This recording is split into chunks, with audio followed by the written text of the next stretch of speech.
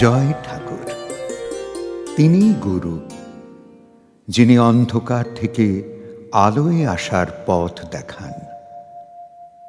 শ্রী রামকৃষ্ণ প্রেমবিহারের পূজ্যপাদ আচার্য শ্রীমৎ স্বামী সম্বুদ্ধানন্দের প্রবচন।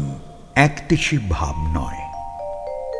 নিবারণবাবু, শঙ্করবাবু, চিন্তাহরণবাবু, চন্দ্রকান্তবাবু আর মতিলালবাবু, এরা একই সাথে স্কুলে পড়াশোনা করেছেন, হস্টেলে থেকেছেন, কলেজে পড়েছেন। আশ্চর্যের বিষয়, একই কলেজে একই বিষয়ে অনার্স নিয়ে পড়েছিলেন। এরপর মাস্টার্স, পিএইচডি সব করেছেন একসাথে। তারপর কেউ প্রফেসর, একজন উকিল, একজন সরকারি চাকরি, অন্যজন পোস্টমাস্টার হয়েছিলেন। মতিলাল বাবু শুধু শেয়ারের বাজার দেখাশোনা করতেন। আমরা যারা বহুদিন যাতায়াত করছি তারা ওদের চিনতাম। প্রত্যেকে স্বভাবের খুব মিল, সবাই খুব ভালো কথা বলতে পারেন, সহমর্মী কিন্তু তার্কিক, সৌজন্য, মহারাজের প্রতি শ্রদ্ধা অগাধ। যে যার মতো এলেও মহারাজের শিক্ষাটা তাঁদের এতটুকু ক্ষয় হয়নি। মহারাজের জন্য ফল মিষ্টি আনতেন, উপস্থিত ভক্তদের জন্য আলাদা ব্যবস্থা আনতেন। একটা সাজা পান আর একটা গোটা হরিতকি আনতে কখনো ভুলতেন না। পাঁচজনেরই এক স্বভাব। আমি একদিন মহারাজকে এই বিষয়ে জিজ্ঞাসা করলে মহারাজ বলেছিলেন, জানো তো, ওরা খুব পাংচুয়াল।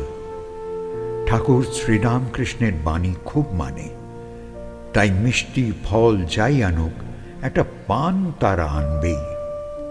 আর হরিতকির গল্পটা কি জানো? একবার একজন খুব দরিদ্র মানুষ আমায় প্রশ্ন করেছিল, ঠাকুর তো বলে গেলেন সাধুর কাছে খালি হাতে যেতে নেই, অন্তত একটা পান নিয়ে যেতে হয়। যার সেইটুকু সামর্থ্য নেই সে কি করবে? আমি বললাম, কেন, একখানা হরিতকি আনবে। উনি নিশ্চিন্ত হয়ে বললেন, যাক, তবু একটা আশা রইল। আমি তো ভাবছিলাম পানের দাম না থাকলে সাধু দর্শন হবে না। এমন হলে তো আমার মতো হতভাগ্যের কোনোদিনই সাধু সঙ্গ হবে না। এই শুনে আমি বলেছিলাম, তাও যদি না পারো তবে গঙ্গা সংগ্রহ করে নিয়ে যাবে সাধুর জন্য, তবু খালি হাতে যেও না। ওই দিনের সভায় ওই 5 মূর্তিমান ছিল। ওই যে কথা কটা ওরা মাথায় গেঁথে নিয়েছে, আজ অবধি ভোলেনি। প্রথম প্রথম মাটির ঘটে গঙ্গা জল ভরে নিয়ে আসত। আমি বললাম, দেখো বাবা, গঙ্গার ধারে আমার বাস দিয়েছে ভগবান, তোমরা এসে বরং গঙ্গা নিয়ে যেও, শুধু শুধু তাকে বিব্রত করা কেন? ব্রহ্মবাড়ি বাবা। মতিলাল বলেছিল, অনুষ্ঠানের ত্রুটি রাখতে চাই না, ওইটুকু পারবো, বাকি তো কিছু পারবো না। মন তো 7 সকালেই কুঁড়িতেই শুকিয়েছে, এই তো শুধু সম্বল। ব্রহ্মবাড়ির অপচয় নয়, এই বিচারে ওরা ধীরে ধীরে গঙ্গা বাড়িটা বন্ধ করল। এবার বড়দিনের ছুটিতে ওরা একসাথে হয়েছেন, একসাথেই এসেছেন আজ গুরুদেবের কাছে। গুরুদেব ওদের একসাথে দেখে আনন্দে বিভোর হয়ে বললেন, তোরা বহুদিন বাদে এবার একসাথে হলি, তাই না? ওরা স্বীকার করলেন। এক এক করে ওরা মহারাজকে প্রণাম করে আসন গ্রহণ করতে লাগলেন।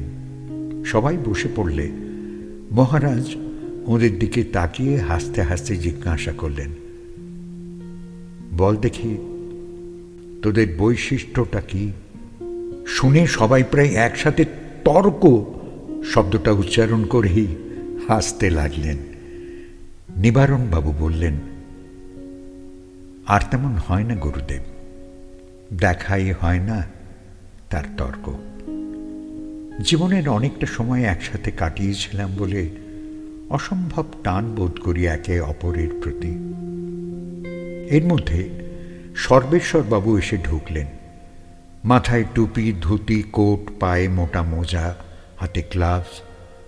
এসব দেখে মহারাজ বললেন, ও কি, অত সাবধানতা কি? জানো না, শরীরের নাম মহাশয়, যাহা সয়াবে তাহা সয়। কি কিছু বুঝলে? সর্বেশ্বরবাবু বললেন, আপনি তো জানেন আমি গত বছর জেনারেল ম্যানেজার পদে গিয়েছি, কিন্তু এই বয়সে এসে এত দৌড়ি ভালো লাগে বলুন তো? মহারাজ বললেন, উপরে উঠবার আশা যখন, তখন সিঁড়ির ধকল তো নিতেই হবে বাবা। কোন অবস্থা থেকে কোন অবস্থায় এসেছ, বাড়ি গাড়ি ধন মান সব সব পেয়েছ, শ্রম তো বাড়বেই। একটা ঘর যদি বাড়তে বাড়তে 40টা ঘর হয়, তবে দৌড়ঝাঁপ তো বাড়বেই। শুধু কি তোমার, সবার ঝক্কি বাড়িয়েছ বাবা।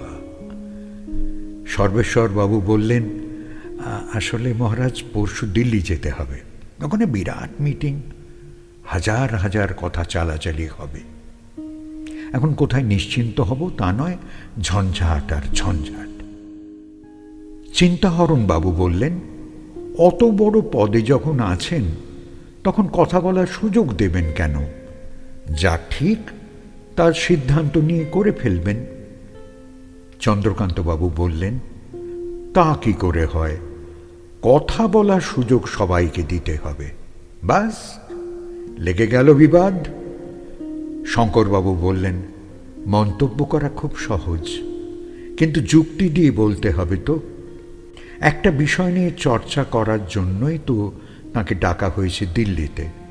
তা কথা, মন্তব্য, সমীক্ষা এসব তো শুনতেই হবে। মতিলাল বাবু বললেন, না না, কত কথা শুনবেন, কত মন্তব্য নেবেন? যার যার নিজের বুদ্ধি দিয়ে কাজ। বহু লোকের কথার মধ্যে গেলে নিজের মতামত রইল কই মহারাজ? ব্যক্তি স্বাধীনতা, স্বতন্ত্রতা এসব বহু লোকের কাছে গেলে হারিয়ে যায়। আমার তো মনে হয় একটা জেদ নিয়ে নিজের কথায় বসে থাকাই ভালো। মহারাজ বললেন, না না, তা কি হয় নাকি? ওটা একদেশী বুদ্ধি, গোয়ার তুমি। ওটা কিছুতেই সম্মানযোগ্য নয়। বহু লোক কথা বলবে, যুক্তিতর্ক করবে, বাদানুবাদ হবে, সবই হবে। তারপর ওই যুক্তিতর্ক থেকেই একটা সার সিদ্ধান্ত আসবে, ওইটি গ্রহণযোগ্য। দেখবে, পক্ষপাতহীন নির্মল চিন্তা সার্বিকভাবে গণ্য। সেটা বেশিরভাগই ঠিক ঠিক নেই। তাই তো সর্বক্ষেত্রে এত আলোচনা, বহু কথা। চিন্তাহরণবাবু বললেন, কেন এক কথায় সব কথা শেষ হবে না? মহারাজ বললেন, তাই কি হয়? তুমি নিজের মধ্যেই দেখো না, কোনো সিদ্ধান্ত নেওয়ার আগে প্রশ্ন উত্তরের কত প্রশ্রবণ তৈরি হয়। এটা করলে এটা হবে, ওটা করলে এমনটাও হতে পারে, এইটাই অনেক শ্রম দিতে হবে, ওইটাই শ্রম কম কিন্তু সংশয় বেশি। বলো তো, তুমি কি নিজেই স্বাধীন? নিজের মধ্যে অনেক কথা হয়, স্বার্থ দ্বন্দ্বহীন কথাটাই শেষমেশ থেকে যায়। ওইটি সিদ্ধান্তে এলে জয়, নয়তো বিপত্তি। বাইরের আলোচনা শোনো আর না শোনো, ভিতরের বহু কথা সইতেই হবে।